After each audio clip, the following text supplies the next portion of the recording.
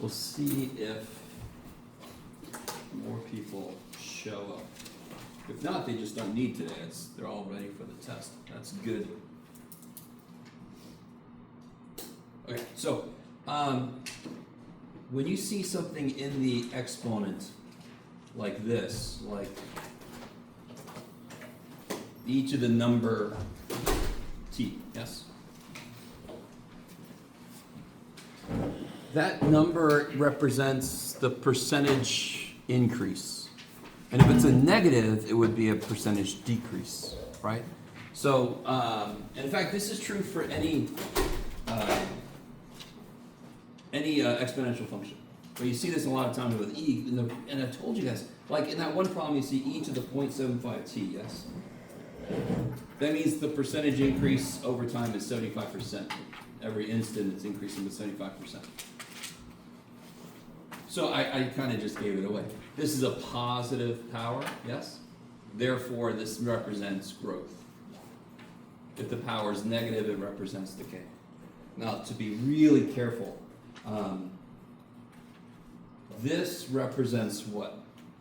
Growth or decay? Let me use a darker pen. Are you working? Yeah. Does that represent growth or decay based on what I just said? Is the sorry? Growth, because it's a positive exponent, yes? It doesn't have a negative power in front of it. And I want you to see why here. What would this look like compared to this? What would this look like? What does this do? Reflects it around the what? No? Is it with the x or is it with the y? Is it with the x, the negative? Yes. So it's going to be left and right. So that's this kind of flip. Flips around the y-axis, right? Stop for a minute. What's the shape of this one? What's the shape of this one? You can do it. Show me. Yeah. So it's growth, yes? Over time, it's growth. So what does this one look like based on what we just said? No? Careful. Flips around the y-axis, yes? So over time, what does this do? Over time, this one, does it grow or does it decay? It decays. So this is kind of like the population of rabbits in the room. Over time, it grows. You give them some food, stuff. This one is like radioactive decay. This could even rattle, you buy your car, and a few months later, it's worth much less, yes? So you can even consider this to be depreciation if you're talking about money. It's decay if you're talking about radioactive decay. Now, here's the big thing. Is everybody cool with that? So there's one little place where you gotta be careful, but so far what I've said is, if the power is positive, it's growth. If the power is negative, it's decay. But there's one thing you got to be careful about. Which one of those functions is equivalent to this? Because what's the negative power mean? No, what's the negative power mean? Reciprocal. Or flip. Yes? You guys with me? You guys with me? If the base is less than 1, what I just said reverses. So if the base is bigger than 1, positive power means growth, negative power means decay. If the base is smaller than 1, between 0 and 1, then positive means decay, because that would look like this, yes? And then negative power would make it, this would be growth. Okay, so you got to be careful. If the base is bigger than 1, positive power means growth, negative power means decay. And of course, a negative power means flip. So if instead of having a negative show up, I flip this, then a positive power means decay, and a negative power will mean growth. So you have to look at the base. If the base is bigger than 1, positive growth, negative decay. Sweet. If the base is smaller than 1, between 0 and 1, like 1/2, that reverses because it's been flipped. Maybe. And of course, looking back at the problem, what is the number e roughly? You guys remember? One Huh? point, 2.7%. Yes, okay, I'll take it. 2 point something. So between 2 and 3, that's all we really have to know about the poor little dude. Yes? Okay, is that all right? So this is all about, one way to look at a lot of mathematics is we have all these functions that can model things that happen in real life. You with me? So if you have a job, does anyone have a job? Okay. When you get paid, do you get paid linearly or exponentially? You wish. You get paid linearly. Every hour you work, you get some money, yes? If you have a wage job, right? When you get a salary job, then things are weird, but it's linear, yes? If you work one more hour, you get so much more money. Up until overtime, let's not talk about overtime. And even then it's linear, just the slope changes. Do you guys realize that? If you hit overtime, the slope just changes a little bit. No, it's still linear. Okay, you guys with me? Are you guys with me? At all? You wish you got paid exponentially, because then if you stayed one more hour, it would go, what? Well, it grows fast, but ain't nobody doing that. Okay. So one way to look at mathematics is we're trying to develop more and more functions, more and more rules that would fit the things we see in real life. So one of the most immediate things we saw was more and more people. We wait a few years, there's more people. What the shit? So then I want to be able to model the population growth. Yes? At some point in history, we're like, are we going to have enough food? We're growing. How fast are we growing? What can I predict how many people are going to be here in like 10 years? Yes? And you can't do that unless you have a function to plug stuff into. Alright, I'm sorry. So I went a little meta there. But I want you to realize why we keep learning more and more functions. One reason is it's just playing around with math. But the other reason is the more functions we have, the more things we can model.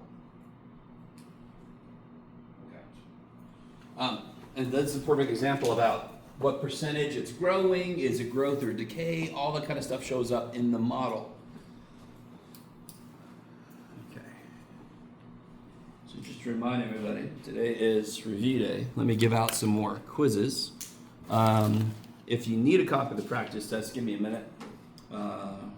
Raman is not here. Moussaoui is not here.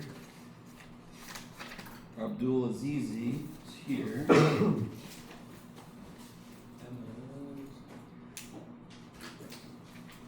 Oliver is there.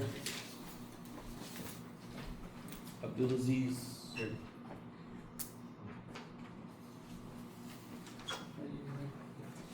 Giovanni. Riel's not here. Marcel. Andrew.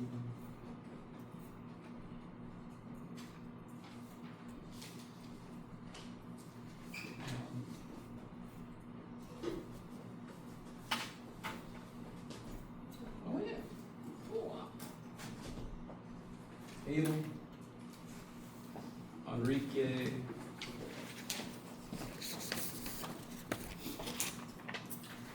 Lambrin. Nirvana.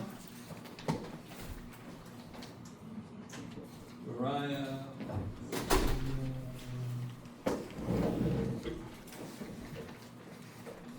MJ. Saulo. Kylie. Liz not here. Alejandro's not here. Sandra. Rami Yakub. Hey. Jonathan Timothy. Eduardo.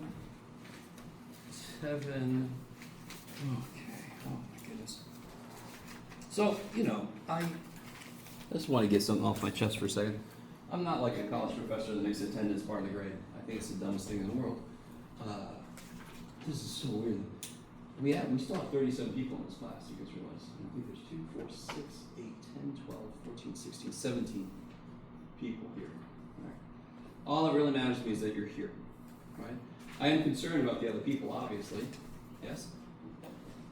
Alright, I'll stop. Sorry. It's just weird. Is this happening in your other classes? Are there like a lot of people not showing up? Some of you guys are saying, no, just you, Jeff, you suck. And some of you guys are saying, yeah, it's everywhere. I think it's still you, Jeff. Okay, alright. There's so many levels to that's wrong, but I'm going to let that be. Okay. Anything else? Well, obviously, hopefully there's something else, because that's the point of today, is freaking review. Does anyone need a copy of the practice test before I forget? Ruh-roh. Thank you. Everybody else? Okay, thank God. So we could talk about the practice test, we could talk about the quizzes, we had 2 quizzes, we could talk about... There is one thing I want to show you on the calculator. Maybe I'll do that first and let everybody think. Ricardo, do you have a question? What's up? I think you showed us, I think 2 ways to solve like log problems. One way, Yeah. One way was like turning it into the exponential form. Yes. Kind of factoring and getting rid of the bases. Yes. What was the other way? Straight up. Like, if I said, what's log base 5 of 125? Well, you guys might not know this, but do you guys know what that is? Yeah, it takes 3 5s to multiply by 125. So it's kind of like, one way is just, sort of like if I said, what's the square root of 16? You would say 4. You wouldn't even necessarily really think about it. You wouldn't have to do something. You with me? But if I said, for example, if I said, what you got, Jeff? If I said, what is the, hold on, let me see. The cube root of 343. Would you guys know what that is? So what could you start to do then? Do you know how to attack it then? Do you see there's 2 different kind of roots? If I ask you square root of 16, 4. You barely even think about it. If I ask you the cube root of 343 and I tell you there's an answer, there's a nice answer, there's a whole number answer, what do you start to do? What do you do? Besides plug in your calculator, what do you do if I'm telling you have to do it by hand? Say again? You could start multiplying numbers, sure. You can start dividing this, and the more you know, so if you divide it by 2 won't go in, it's not even. 3 won't go in, the digits don't add up to be a multiple of 3. 4 won't go in, it's not even. 5 won't go in, 6 won't go in, it's not even. 7, does 7 go in? Help me out, does 7 go into that?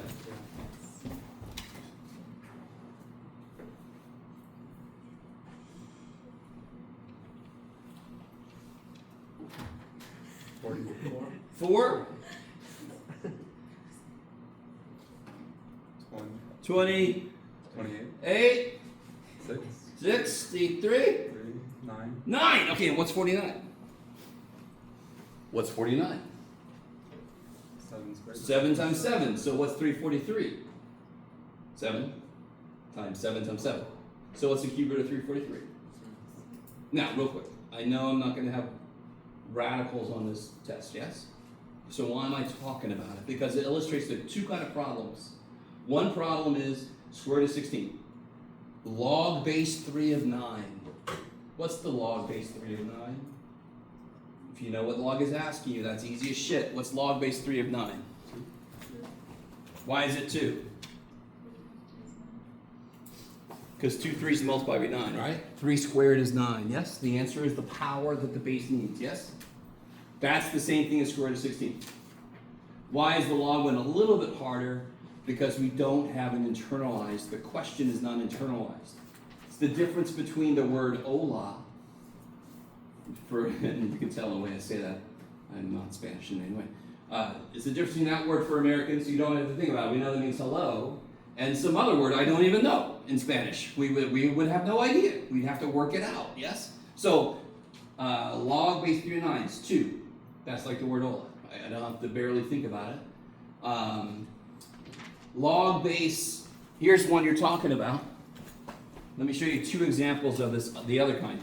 How would I do log? Get out of here. What would this be? See if anybody's paying attention. Yeah, why is that 3? 7. Yeah, but now you can see you can do the exact same thing, but the funny thing is here, logarithms are easier. So for example, what do you got, Jeff? I don't know, man. Sure. Do you have a method to attack that? If you don't know what that is, how would you attack it? It's easier than the radical was because I just keep dividing by. What would I divide by? What is this asking me? Let's start there. What is this question asking? How many 6s? Sure. So I like the way you're saying. How many 6s multiply by 216? Yes. So what do I divide 216 by if I don't know the answer? I divide by frickin' 6. You guys see how logs are easier. When I had a root, what did I divide by? I don't know. I'm guessing. Here, I'm going to divide by stupid 6. It's already telling me I want to break this down into a certain number of 6s. So I'm going to divide by 6. And the answer ends up being 3. It's crazy. Are you guys at all with me? And real quick, just to show you. 6 goes into 216. 3, 36. So it'll be 6 times 36, and of course 36 is 6 times 6, so how many 6s does it take 3. to get to the center of the Tootsie Roll center of the Tootsie Pop? Takes 3, okay. Alright, so that's one level of a kind of problem where you have to kind of like work it out because I gave you a big ass number that you don't have memorized, right? But logarithms are even easier than roots. There's no guessing. I know exactly what to divide by. I divide by the dumb base. What's the other kind of problem where I have to work it out a little bit? Would be something like this. What you got, Jeff? I don't know, man. Log base 27 of 9.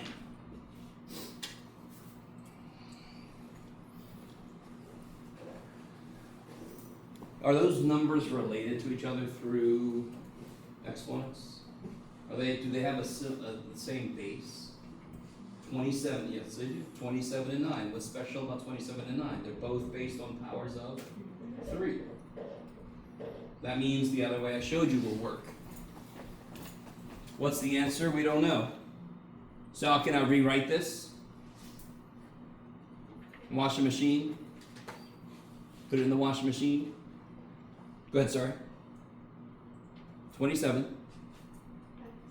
No, 27. To the x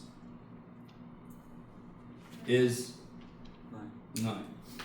I want you to notice something. Do you see how the way we rewrote it? What was the input here? What's the input in this function? What's the input? You could do it. What's the input in this function? What am I taking the log of? No, that's log base 27 of 9. So 9 is the input. What's the output in the expression I just wrote? 9. No, that's the output means the result of doing something with an unknown number. So what's the result? 9. What's the input? 9. That's inverses, yes? Don't the inverses take the input of one and make it the output of the other one? And what was the output here? X. And what's the input here? X. Okay, maybe. And that's the base, so it's the base. Okay, so you can always rewrite a logarithm, put it in the wash machine as an exponential. How do I go from here? Does anyone remember? I gave it away earlier. Hell no. 3 to the third. Yes. 27 is 3 to the third. Real quick, if you took 27 to the x divided by 27, this is weird. I just want to see if anybody knows. Does anyone know? Now this side is 1/3, yes? Does anyone know what this would become? How many 27s are up here multiplying? You could do it. How many 27s are multiplying up here? No? We don't know because there's an X. So tell me, yeah, we do. We know exactly how many 27s are up here. If I had a 7 cubed, how many 7s are multiplied? 7 cubed, how many 7s are multiplied? 3. 8 to the 11th, how many 8s are being multiplied? 27 to the x, how many 27s are up there? X, there we go. You guys are out of algebra, you're in pre-calc, you got to be completely fine with saying there were Y birds out there. We pretend like we know so that we can do shit with it. Now listen. This is just a side note, but I'm glad it came up. You're never going to have to do this yet. I have x 27s up here, yes? Didn't I divide one of them away? Does anyone know how many's left? Do it. I had x 27s up here, yes? And I divided one of them away. How many are left? No. There weren't 27 anythings. X minus 1. Yes! Do you see how that made the equation worse? So we're not going to do that. Now, I just do that to show you. Listen, guys. What do you do when you divide like bases? What do you do with the powers when you divide like bases? What do you do with the powers when you divide like bases? Subtract. So this is x minus 1. Because I'm literally losing this many from what I had. If I had x and I lost 1, how many do I have? X minus 1. So that's a good thing to know in general. That's not a way I would solve this problem, because it made it worse, but it's still a good thing to know in general. Get at it. So if I rewrite both in terms of the same base, what is this here?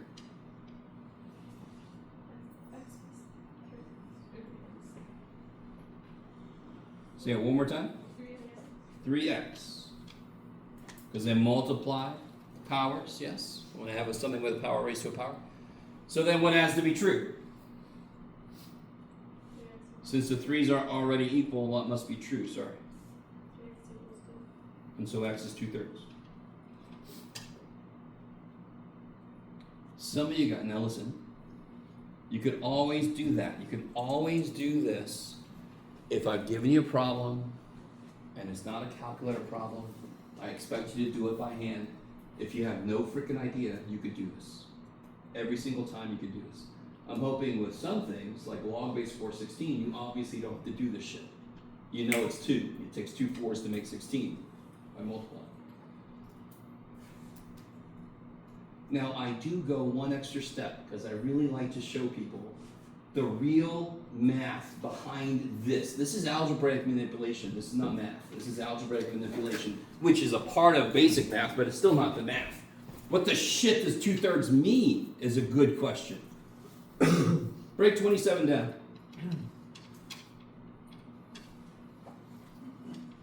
Break it down into factors. 3 times 3 times 3. How do I make 9? How many of these 3's do I want to take to make 9? 2 out of 3. 2 out of 3 makes 9. 2 out of 3 makes 9. 27 has 3 3's. If I take 2 of those, so 2/3 of what 27 has, I make 9. Okay, maybe. Do you have to understand what I just said? No. Would all of math make a little more sense if you did? Yes. But do you have to understand to be able to do this work? Hell no. Okay. Now, right now, I could do another example of what I just did, or we could do another example of the algebraic manipulation stuff, or we could do something else entirely. Yeah. Oh, sure. It's the same. Yeah, we'll do another one like this.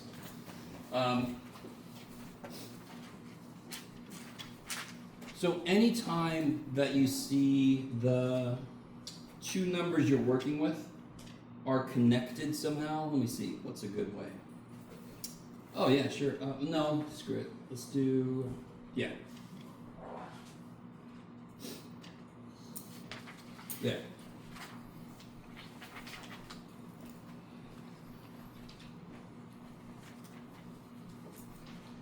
Can you guys see that these are related through a common base? Okay. That means that the process I just used is going to work. And if this is in a section where you're not supposed to use a calculator, I want to see your work, then you know you can do what I just did. You can always do what I just did. Just sometimes you don't have to. Like I said, with log base 2 of 4. That's 2. I don't need to do anything. So what do I do? What's the first step here since I have no idea? Yeah, do the wash machine. Yeehaw! Woohoo! So how's it get written now? 81 to the x equals 27. They're both based on 3. What's 81? 3 to the 4th. 27 is 3 to the 3rd. So 4x must be 3, so x must be 3/4. Done. Now if you're curious, sure Jeff, why not? 81 is 3 times 3 times 3 times 3 because it's 9 times 9. If I take 3 out of 4 of those, I make 27. That's why the answer is 3/4. If I take 3 out of 4 of what 81's made of, I make 27. What does a log represent again? What's the answer to a log represent? Why is log base 3 9 equal to 2? Let me do this again. Why is log base 3 of 9 equal to 2? Why is that true? Because 3 squared is 9. So what is the answer to every log in the universe? What does it represent? A power. There, good, there, bam. A logarithm represents a power. Which power specifically? The power that makes the base become the inside. You guys good? This is huge for later. Logarithms are powers. Period. Yes? You said base that equals the inside? So it's the power that the base needs to become the inside. Yes. And another way to look at it, since powers are the number of things you're multiplying, it's also how many 3's multiply by 9. But I like to always bring it back to powers because after the test we're going to talk about properties of logs, and they're all the same as the properties of powers because logs are powers. They have the exact same properties. So that's why this idea here works. If I cut 81 into 4 parts, that's a 4th root. That's 1/4. And then I take 3 of those parts. That's a 3rd power. Yes? That's why 3/4. That's why this works. If you really understand this way, and you do this problem this way, tears. Beautiful. The more you understand, the less you should have to do. Maybe. You have to show me the work, though. You always got to show me that. Yes? So if we did that part where you have 81, 3 times 3, 4 times. Yes. Instead of doing the Yes. other work, is Yes. that exactly? So right here, you wouldn't do any of this shit. You would do this. You would do this. You'd say 3 out of 4. You put 3 out of 4, and you're done. Okay. So this is 3 3's out of 4. Therefore, this is 3/4. Okay. Tears. Does that mean if you don't do that, you suck? No, it doesn't mean that at all. That's just another way to look at the problem. So it's okay. Who cares if one way makes sense and the other way doesn't? That's how every damn thing is. So I'm just showing you a different way that requires a little less work. If you don't get it, don't do it that way. Doesn't matter. They both are valid. Okay, maybe. Now again, right now, we could go a little deeper in what I said. I could restate what I said in a better way. If it made no sense, I can do what I can. Yes? Okay, go back to evaluate once again. Will you give me a question? Yeah, let me see. Did you have a follow-up on this or a different question? Okay, so you're saying, Like number 6 on the practice test. Evaluate.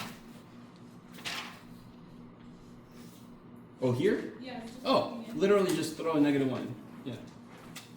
Right? Just f of -1 means replace all the x's with -1. Yeah.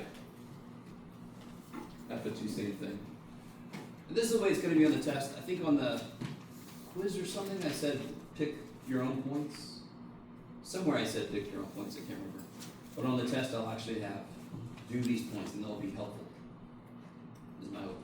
Now, this graph did come out a little freaky, and I love it for it. So if you tried it and it looks weird, there's a good chance you're right. But we'll see. Push out.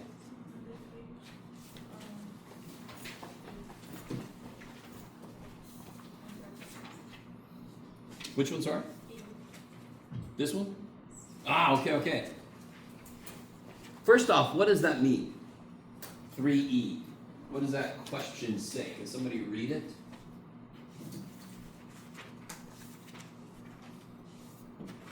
Anyone? What does E model really well? Do you guys remember what E models? I just said it earlier today. It models The area. good growth, population growth, radioactive decay. Aren't those two natural processes? Wouldn't you say the population growth is a natural process? Radioactive decay is a natural process. Does anyone remember now the name of this guy here? Natural law, kick ass. Kick ass. There's some really dumb math jokes about Abraham Lincoln and all that stuff about the log cabin. We'll get past it. How does a logarithm relate to an exponential?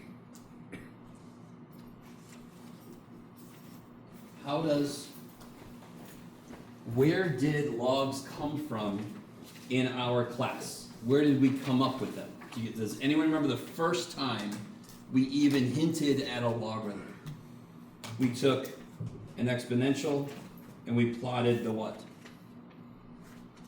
Does anyone remember? We had an exponential graph, and before I even told you what the function was, what did we plot? What did we do? Does anybody, was I here? I might have been hallucinating people. I'm worried about myself. Maybe some days I'm just talking to an empty room, and I'm like, people are like, man, all right. I don't know what he's seeing right now. Do you guys remember we plotted the inverse? I don't have to know what the inverse function is to plot it. I just have to know the function and then turn the points around, right? So how do logarithms and exponentials, more specifically, how would this function and this function, how do they relate to each other? I just told you the answer. How do they relate? They're inverses of each other. What does that mean? If I take one and plug it in the other one, what should they do? Do it again? Not go into, they should just kill each other, yes? Real quick, let me show you here. How are these two functions related? How are those two functions related? Inverses, yes? So if I take one and I plug it in the other one, what happens?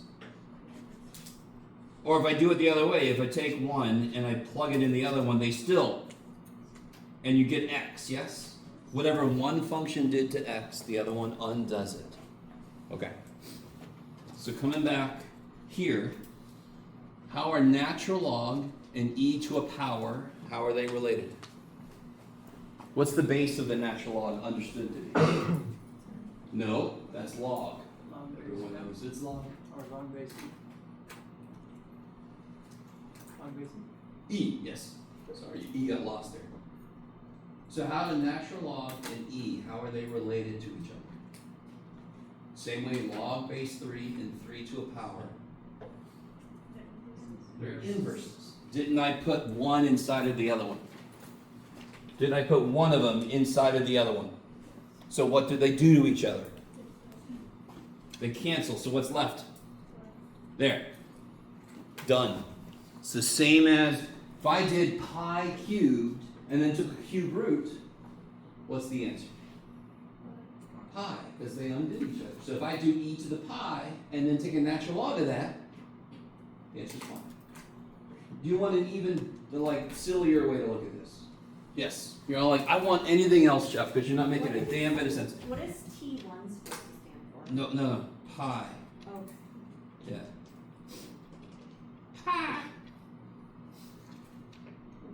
I'm going to write it like this, this is the only other time. I'm never gonna write it like this for you ever again. So this is the question, yes? That is another way to write natural log. Not really. It's what natural log means, but you never write it like that because that's bullshit. Which is really funny because it isn't really. It's just simple. So who cares? No, stay with me. What does a logarithm ask you? What's the question a logarithm asks you? We said it earlier. Come on. What question does a logarithm ask you in general? What is the answer to part A? Why? 4 3's multiplied 81, or more directly, 4 is the power 3 needs to become 81, yes? Okay, so what question is this asking you? What is the power that? What's the base? What's the base? E. So what is the power that E needs to become e to the pi? So look how dumb that is. Look how silly that question is. What power does E need to become e to the pi? Right, and then insert meme with all the math going around the guy's head. What power does E need to become e to the pi? Pi! Yes? Yeah. What power do you put on E so it becomes e to the pi? No, I'm sorry, don't get me wrong, but this is still weird. I'm not trying to make you feel bad. I just want you to see how silly of a question. It's silly because they're inverses. It should be easy. They want to kill each other. So if I try to interpret it, it should be really silly and straightforward. So straightforward that we sometimes think past it. We're like, it can't be that easy. It's got to be worse. Nope, I'm going to give you problems like that. You know I am. And let them be easy. There's one other problem like this. So this equals pi because what's e to the pi? E to the pi. There, see, it works. E to the pi equals e to the pi. That's why the answer is pi. There's one other problem that does what E did. Not the same way, but it has inverse functions that kill each other. There's two, actually. There's actually two. I didn't realize that, but there's two problems. One of them looks exactly like part E. D and F. D, for sure, and F. Do you see D? That one is actually written? Sure, Jeff. Just my 18th puberty. One is written the way I wrote this other one. What power does pi need to become pi to the e? Yes. Or, what do these two functions do to each other? To kill each other. So then you get e. So either way you look at it, the answer is e. Now, Ricardo, you said the other one was f, and I agree. What's understood to be the base of the log that's in there? For some reason, I have no idea why. Why is there a number system based on 10? We'll never know. So what is 10 to the power in log base 10? What do they do to each other? So what's the answer? Done. Next problem. I don't blame you guys for making too much out of this, because logarithms, I'm almost certain, I don't care how well I think I explained them, they're always going to be a little weird. And I think part of it is because we used a frickin' word for a frickin' function. It's like that was a horrible choice. Too bad for all of us. I love you guys. So I get that. But you have to look for things like this. Do two things in the problem have the same base? 10 to a power, base 10, log base 10, they have the same base. It should be inverses then. I should be able to cancel something.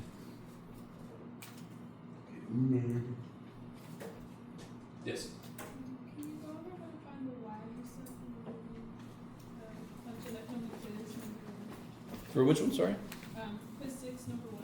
Oh, do I have a copy? Yes. Find the y-intercept? Yeah.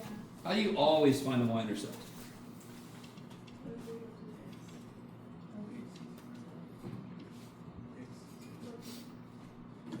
Plug a 0 in for x, yes. Just figure out what f of 0 is. That'll be the y piece of the y-intercept, yes? And when we factor, it's just the top part? Like, No. That'll be the x-intercepts. yeah, for the x-intercept, it's just the top part. Yeah, because the only way to make a fraction 0, so x-intercepts are make the y 0, which means another way to say it is make the output 0. And the only way to make a fraction become 0 is if the top is 0. That's why when we factor the top and the bottom, the top gives me the x-intercepts. What would the bottom give me an irrational function if I factor it? That's, Yeah, what kind? horizontal. Yeah, the 50-50. Yeah, so x equals is a vertical line. Okay. Maybe. I guess I always get people that tell me that what should be the vertical asymptotes are instead their intercepts, and that makes the graph get really funky though. So keep those two ideas separate. Is that okay? I mean, how much math does that work for, what I just said? All of it? Forever? Yes? You could have equations with more than two variables in it, for sure. And then how do you find the w-intercept to make all the other letters 0? Yes? Can you get practices? I guess so. Let's see. Where did I put more? Oh yeah, I have one left. Okay. Yes? Can we go over when, like, from quiz 5, when we complete, so. Which one? It was 1D, after we divided synthetically, we had to find all the real zeros. Yes. How big was your list? And the first thing I said is update your list. Yeah, Did you do that part? that's the part that I did. Oh, okay, there you go, that's important.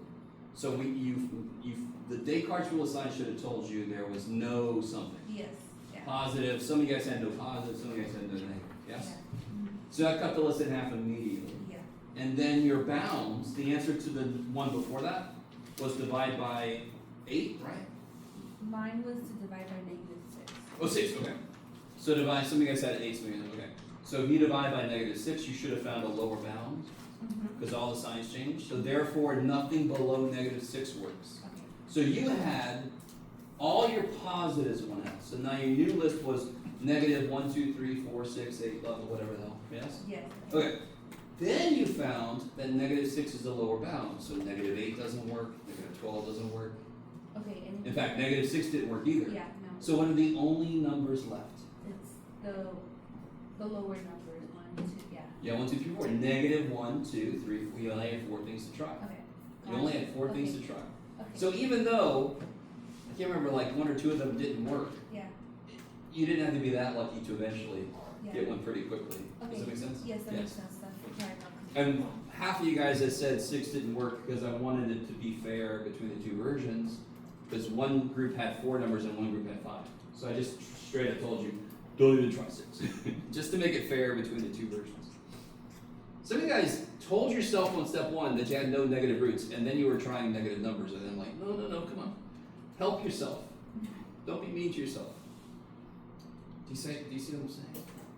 Now listen, even in a problem that doesn't say shit about bounds or whatever, in the homework, if you divide by something, a positive number, and you notice all the answers are positive, you have found an upper bound. That's why when I have a problem, I have no idea what the answer is. I pick a number kind of like in the middle, because then there's a decent chance it's a bound. And then I can throw all the other shit out above it or below it if it's a lower bound, yes? Okay, yeah. And that'll cut down the amount of stuff I've got to try. Yeah. Because that's the worst. If you've done any of that homework, the worst is to have this huge list and you're like, oh, here we go. Dumbass Jeff made me do this shit. Right? Okay. So just to be clear, so if it's an upper bound, anything positive above it works, or try. Doesn't work. Doesn't work. Upper bound means nothing above that. Okay. So it's like saying you could be at most 12 to eat off the kids' menu somewhere, right? Mhm. You with me? And a lower bound would be, it can't be above that number, it can't be below that number. So like a lower bound would be, you have to be this tall to ride the ride. Mhm. Can't be below that, yeah. Got it. Okay. Maybe.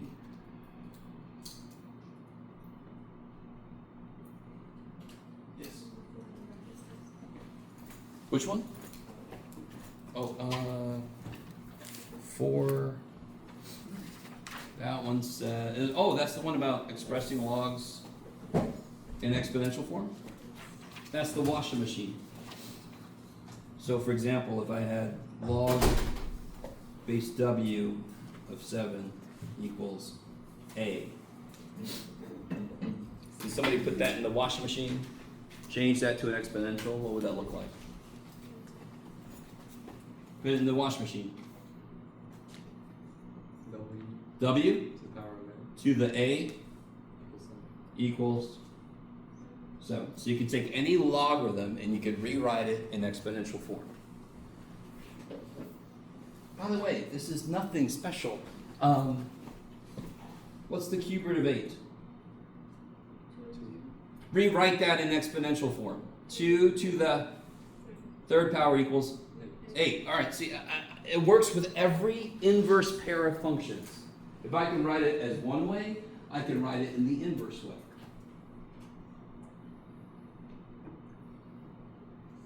Cube root is the inverse of a cube.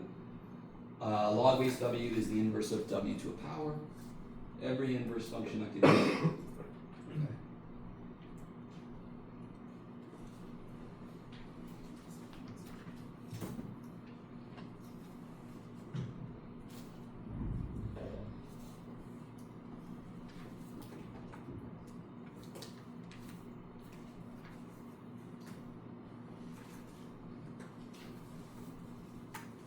We can do something where we talked about, we can go slower through it, we can do other examples like it.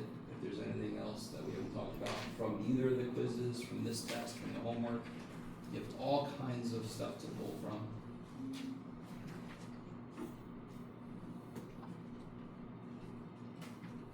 Can we work on something like 2B on the practice test? 2B.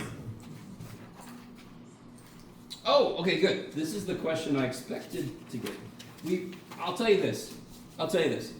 I put the answer on the answer key, but I realized we should be able to do this because one of the first things we did was graph the log. But 5? Yeah, this test is going up through. I have to keep reminding myself because I can't remember. This test is going up through 6.3. So 6.4 is where the graphs of logs live. So I'm not going to put a problem like that on the test. We should be able to do it, but we haven't focused on log graphs and moving them around. It works the same way as anything else, but we officially haven't done it. So That's not gonna yeah, that one won't be. I think somebody asked me, and I forgot. What is that? 2B, not on this one. Next test. Oh shit. Make that official. 2B is not to be. Not this time.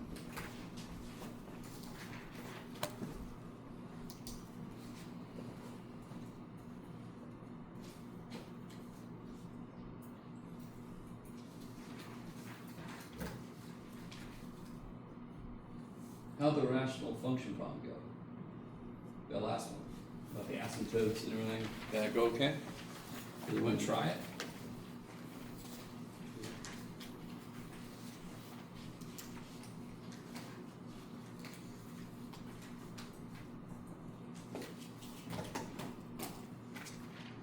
This one's got a few funkadelic parts to it.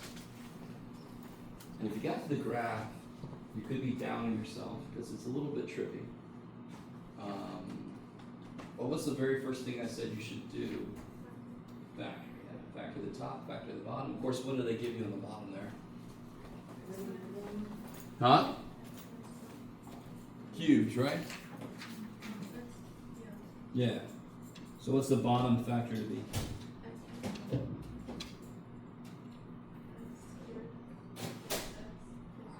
Okay, good. How do we get that second number? Second number, what do you mean? The x squared plus x plus 1. Oh, the big guy? Yeah.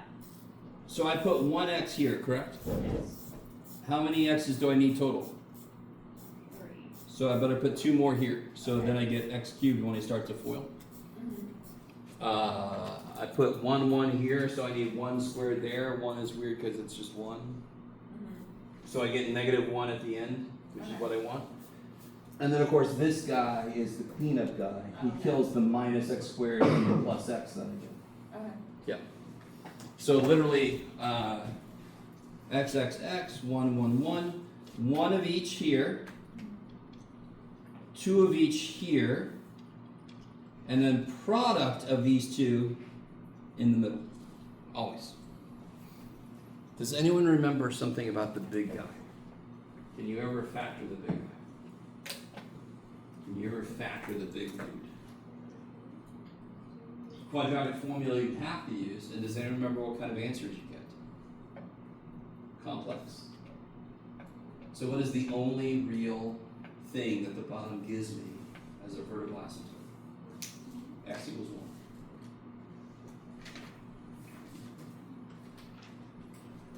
And the top is GCF, and then it should become squares, right? And that's where you get the x-intercepts from.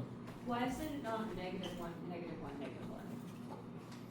-1? It could be. That's a whole other way I could teach this. Which some might argue would actually make things make more sense. So I put 1x and 1 -1. And then x times x is x squared, -1 times -1 is 1. And then, but here's where things get weird is you just have to remember that that sign is the opposite sign. Yeah. Yes? Isn't it always same sign, opposite sign? Yes, it's always same, opposite, always positive. Yeah. Why does this one have to be the opposite side? Do you guys remember? Because his job is to cancel shit I don't want, so of course it has to be the opposite side. So it can cancel stuff. Okay.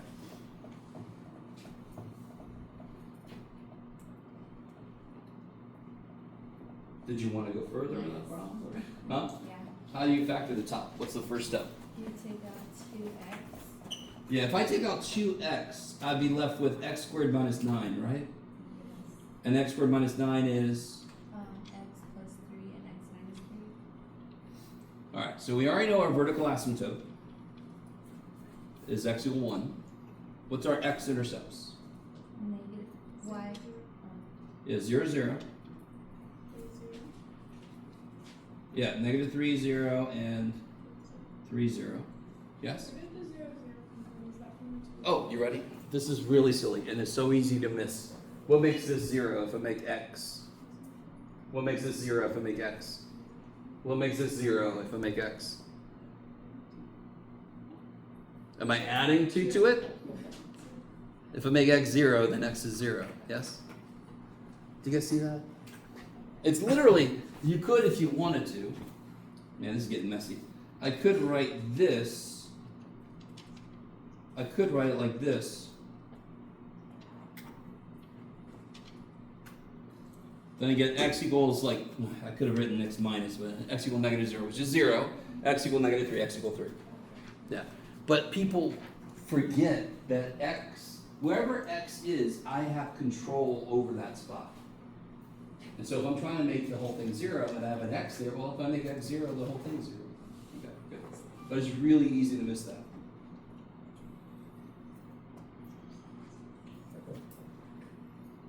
What's the only way that I would get -2 as an x-intercept, as a 0? What would have to show up for me to get -2? What would how did we get -3 as an intercept? As a 0. How did we get -3? What was there? X plus 3. So how would I get -2? X plus 2. I'd have to have an x plus 2 to have -2 as an answer. So I understand people might say, oh, -2 because I want to kill the 2. They're not adding each other. That would just multiply to become -4. It wouldn't be 0. Yeah, okay, good. Good. So you gotta really, what's weird, when you're learning math, I get this. It's like learning a language. It totally is. You have to stop yourself and don't make assumptions. Why is 3 an answer? What would make the other part 0? And you have to really kind of stop yourself and say, what is it I'm looking for here? What do I want this to do?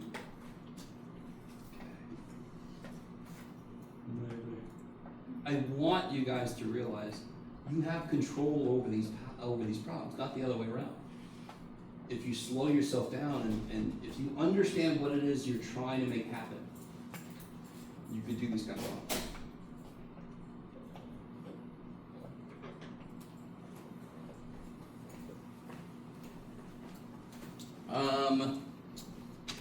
Let me see. I mean, you know, what would the horizontal asymptote be? 2, 1 Y equals 2. Obviously, the y-intercept is 0, 0, because whenever we get 0, 0, the y-intercept is going to be 0, 0. Again, more than one y-intercept. And now you would plot your one vertical wall, your one horizontal wall. If you haven't tried that problem out, give it a try right now, and then I'll give out the answer key. You can check yourself. Check yourself. If you already did it, you can ask other questions while we work on that problem.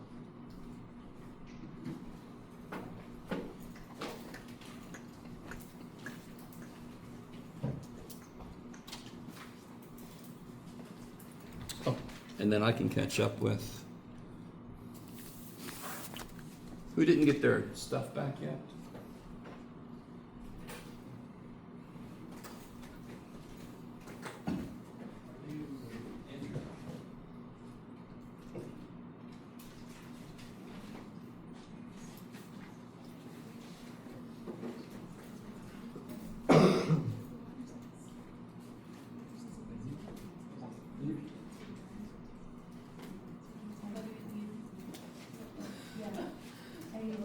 Everybody else got their stuff back? Yeah, okay, I got that.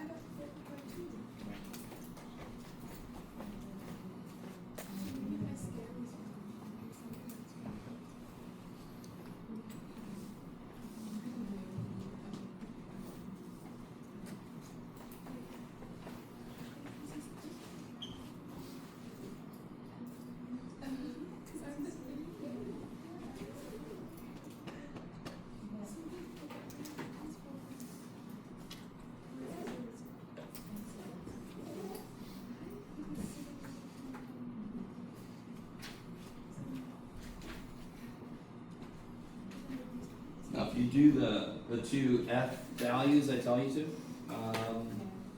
F of 2, I think it was, I can't remember what it was. That'll help you figure out what your y-axis scale should be.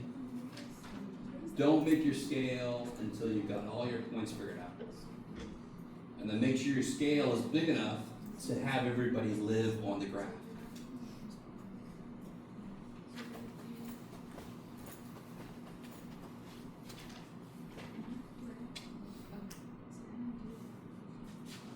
So we did basically everything. Does anyone have what f of -1 is? Yes. Now somebody else, does anyone else have what f of 2 is? -2.85. Oh, yeah. So it's, I said it's approximately -3. But yeah, so you said -2.9 roughly? Okay. Bless you. So now you got everything you need. You got the points, you can figure out what your scale needs to be, right? Unfortunately, the graph I gave you goes up to 7, so you need to make your scale go by. Ones won't kick it, ones won't work. So what do you have to make your scale go by? 2s, yeah. Just on your y-axis, yes? Some of you guys seem to think that whatever you make your 1 has to be the other dude. No, hell no. I would make the x-axis scale go by 1.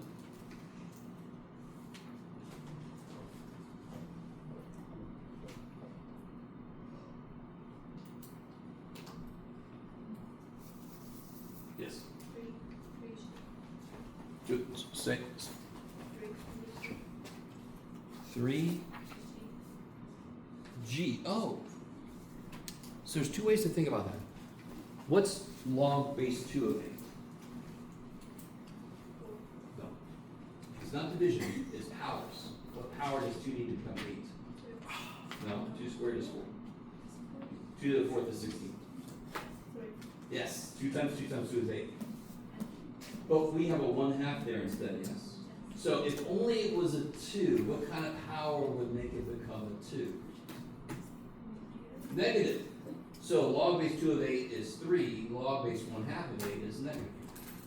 Because what do I have to do to 1/2 to make it become 8? I have to flip it and then cube it. Negative 3. So the answer is negative three. Totally. So if you start looking at powers as instructions, so the number tells me what the power is going to be, and the sign tells me if I'm going to leave it alone or flip it. Yes? So if I have a 1/2, if only I can flip it, then I could cube it. Okay, negative makes it flip, 3 is negative 3, done.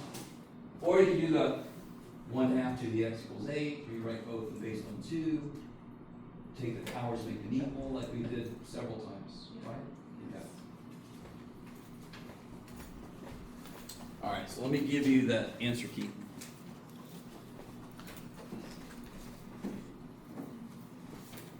It starts off in different color ink because the pen I chose started to die. Poor little guy. Yeah.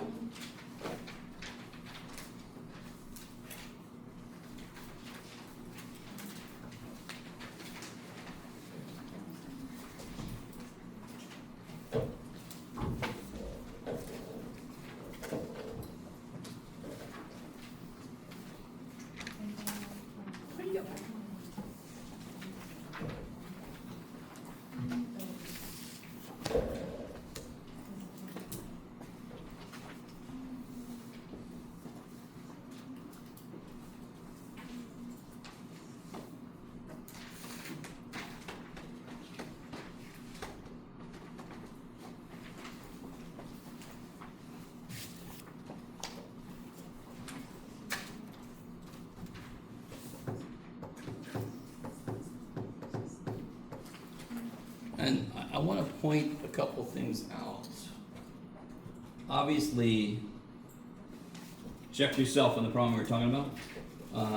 Did you see how funky that graph came out to be? Now, one little thing I did that helps with this is every single x-intercept came from a first degree thing. They all had multiplicity 1, so they all go through. So I now have to slam up against the wall. I have to go through this, and then I have to go through that, and then I have to slam up against that wall. So there's literally no other way I could draw it. Yes? In number 1, the possible rational roots, where did 1/2 and 3 halves come from? Because the first number is a 2, so you have to take all the I'm sorry, am I looking at the right thing yet? Take all the factors of, where'd it go? All the factors of 48 divided by all the factors of 2. Oh, okay. Yes, remember that? It's all the factors of the last guy over all the factors of the first guy. And the only ones that 2 doesn't go into are 1 and 3. Everything else, when I divide by 2, I get something I've already got. Does that make sense? Mm-hmm. Yeah, so that's why I get 1 over 2, 3 over 2. Those are the only things that I didn't already have when I divide by 2. When I divide by 1, I get all the factors of 48. When I divide by 2, I only pick up 2 more answers. Right? And I say only, that list is huge. Now this problem I was a little more evil on because I could be, because it wasn't time constrained. So Descartes basically didn't tell us shit. I am guaranteed to have one positive real root. The funny thing is, it doesn't have to be rational. It could have been like some complex, not complex, but like quadratic or whatever.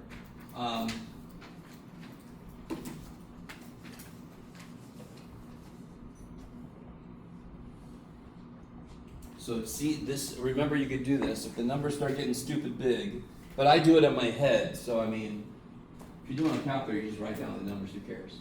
But in my head, I get to a point where I'm like, oh, it doesn't matter. If we do that on the test, would we lose points? No, it's yours. Especially, I put it on the practice test. If I took points off for you doing that, you were allowed to slap me. Full on, Will Smith, Kevin Hart, you can just come right up, slap me. I'll have to take it.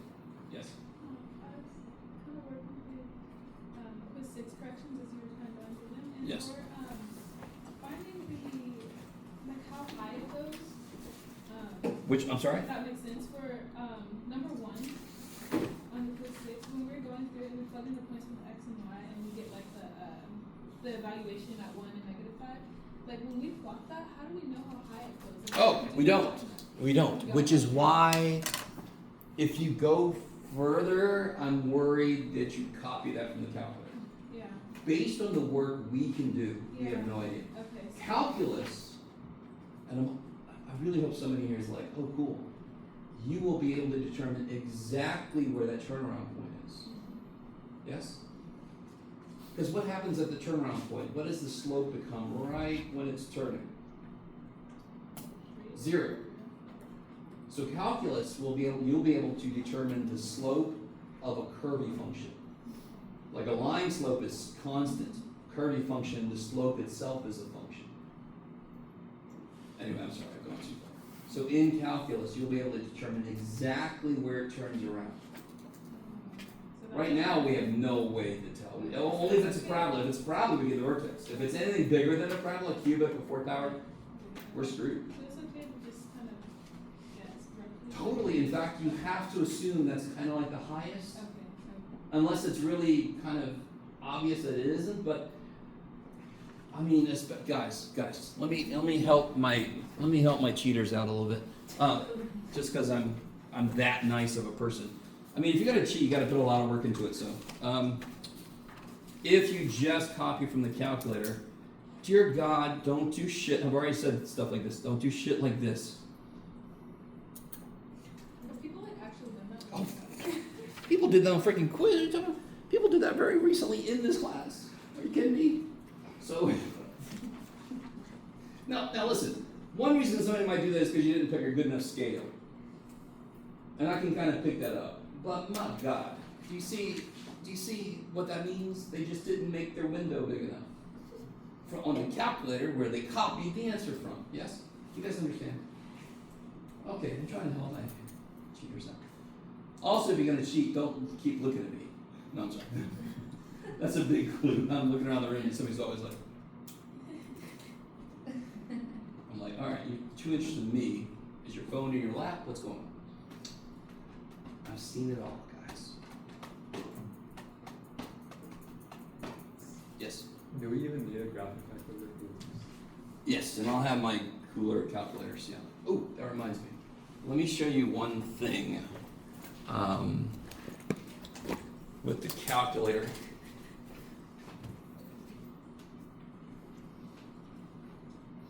Somebody give me a number between 1 and 10. 7. Another one. 2. 2. Oh, 2, you said 2. That's freaky. Another one. 5, I heard. And then I heard 3. Alright, let's see what I've created here.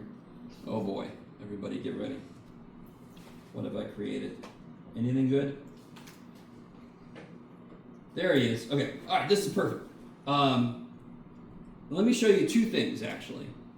There's an interesting Zoom called Zoom Fit, and what that tries to do, and sometimes fails miserably, is it tries to show you the complete function. Now, this is a fail. This is a big fail because there's a lot going on here. So let me go back to Zoom 6. Now, do you guys see a minimum?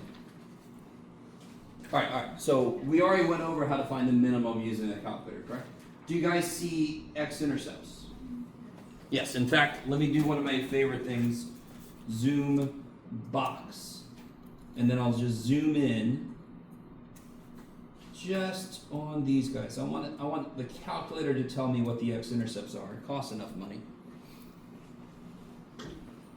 There it is. There's one x-intercept back there, and there's the other one. Have I shown you guys how to find the zeros, the x-intercepts?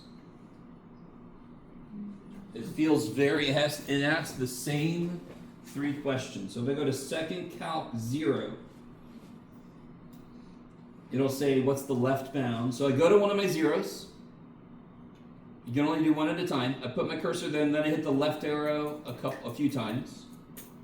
Then it wants a right bound, so I go back to the answer, hit the right arrow a few times.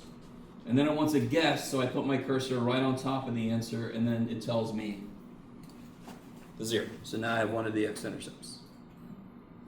Why is it so gross? Because we all made that problem up out of nowhere, so it's almost definitely got some like gross answers. Yes. Are you guys at all with me? So, yes, you have a way to check your work. You with me? But you still have to show me the factoring and the so forth that got you there. But you do have a way to check what you got. I wouldn't do it until you're done with the problem though. Because otherwise you'll have a graph and you'll start to mimic the graph and then. Sorry. You guys are. If I want to find the other one, I have to do all those three things again for the other one. For the other route I see. Yes. Okay.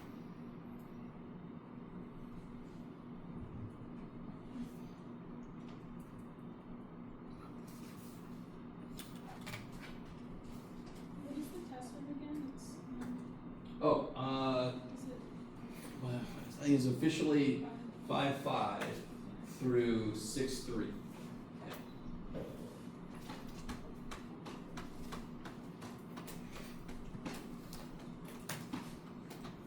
Just in case you're curious, spring break always marks the first 8 weeks and then the start of the second 8 weeks.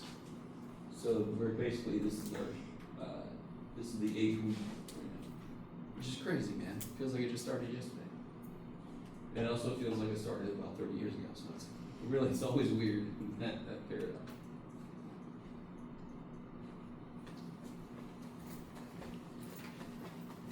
So any other things that you have questions on? Anything that looks like I got wrong in the answer key? You never know with me.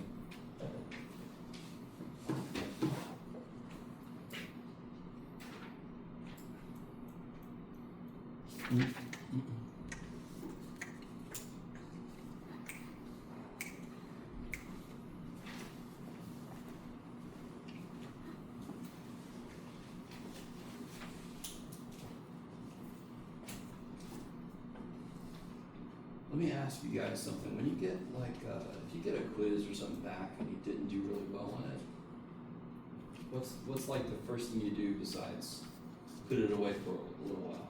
Corrections. Corrections. Okay, good. When you do corrections, do you try them yourself? Do you ever go get help? When you do corrections to quizzes and stuff, has anyone ever gotten quiz correction help in the Math Science Center or the CISL? Do you guys know you can do it? Do you guys know? And I've told you this before. You can do the corrections. You can say, "I'm not turning this in yet, Jeff. Can you tell me if these are good?" You know, I'll tell you which ones aren't good yet, and then you can go back and keep working on it. You guys with me? I don't grade quizzes and tests harder, thinking, "Oh, you'll make corrections." I just grade them. Corrections are your way of showing me, I see what I got wrong, I now know how to do it. And it's your way of telling yourself, I now know how to do it. So then when the test comes along, you're that much more likely to do it correctly. That's the idea. So don't rely completely on the person that made the mistakes in the first place. Right? Not completely. Give it a try, give it a go through, and then run over it with somebody. A tutor, with me, somebody. Just to put, just to let you know, does it look right or not? And just a quick word. I used to be in charge of the tutoring center, and I was in charge of the tutoring center back on the East Coast before I moved here. I always told my tutors, and I try to remember to tell my students, a tutor's job is not to make sure you get everything right. That is not their job. Their job is to explain the ideas to you. You with me? Does that make sense? So I often have a student come and they'll say, "Well, the tutor, I got help with the tutor and I didn't get all my points back." And I'm like, "Okay." That's how it goes sometimes. So if you know they told you wrong, let me know and I can talk with them. You with me? But you have to also leave room for the fact that they might have explained it to you, you just misapplied it or something. So just let me know if that kind of happens. Okay. Even the instructors. We're really busy in there, so sometimes we want to look at something and we're getting a negative whatever and it doesn't come out right. Yes? Can you go over the big parts of the signs again? Or like the 2 to 0, like negative values? Oh, yeah. So if I just make a problem, let's see.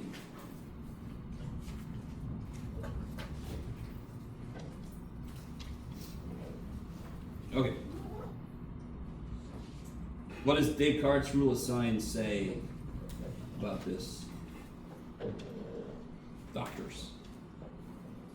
How many sign changes do you see? Okay, 1, 2, yes? So how many positive real roots? 2 or 0 positive real roots. And then if I do f of negative x, what's the shortcut for f of negative x? How do you evaluate f of negative x really quickly? All the even ones stay the same, all the odd powers change sign. We know it's 2 or 0 because the. I saw 2 sign changes. So there's either 2 real zeros or they're both complex. Because complex ones show up in pairs. So what do I know about the negative roots?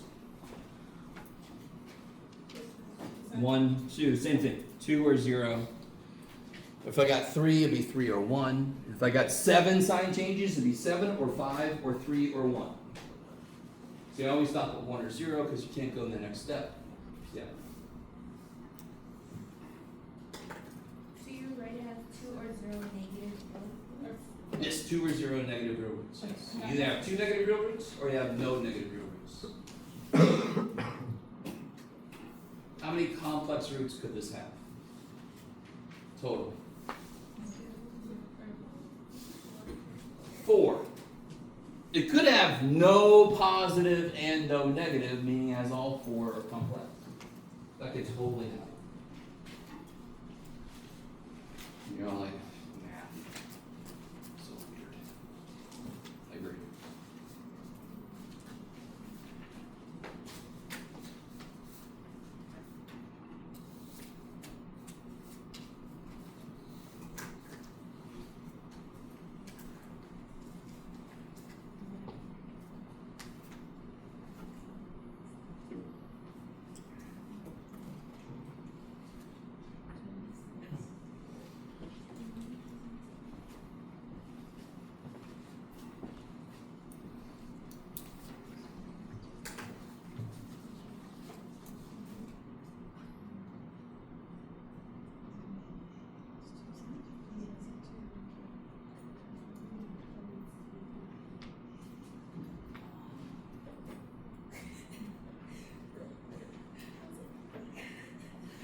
It's one of my favorite sounds.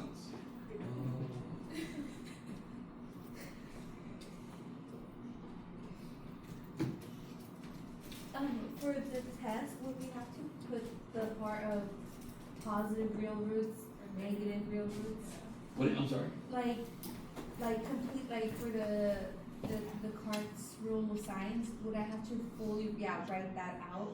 Yep. Sorry. Okay. That's Yeah. the problem. I just said it. I didn't write it yet. Okay, okay. You got to give me the answers. Okay. Always a good idea. It's always a good idea to give me the answers. Not like stop and go. You know what it is, Jeff. Yeah. Yes. What if it had 0 roots? No, it can't have 0 roots. It could have 0 real roots. If it had no positive real roots, no negative real roots, it would have 4 complex roots. Here, watch this. Watch. It's a 4th power, yes? Do you all agree with me that... Here we go. If I multiply this out, I'll get a 4th power, yes? Yeah, you guys see that? Yes. Okay. Right now, can you see that this, how many real roots would this have? You could do it. You could do it. You could do it. You could totally do this. 0. X squared plus 4 is the sum of squares. I can't factor that using real numbers. Same thing with x. So that would have 0 real roots. But it would have 4 complex. Negative 2i, positive 2i, negative 4i, positive 4i. That's 4. Now, if I make that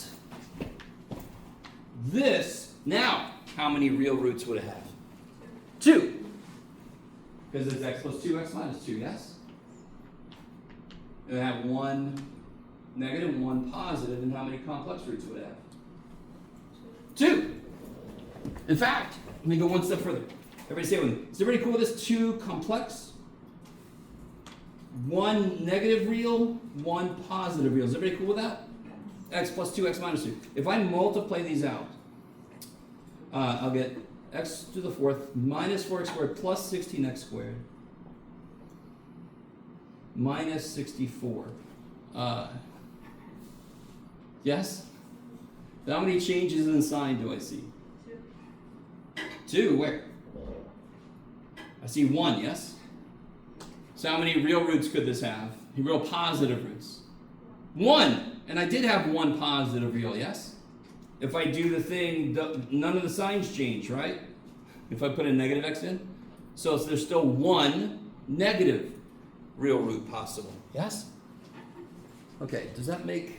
I never thought about doing it that way until just now. I can kind of build and show you. If we make changes in the things that go into creating our polynomial, like I just did with these parts, if I multiply it, I get my polynomial. But if I start with the parts, you already can see exactly how many and what kind of answers, and then when you multiply it out, you're like, oh, Descartes, look at him go. Look at him. Look at the little sick man laying on his bed, creating the XY plane. Is that okay? Okay. Alright, I don't know what to do. So you guys are looking at me like, you want something from me? I'm here, I'm always available, I could always help, however I can. Alright guys, I will see y'all tomorrow on this thing.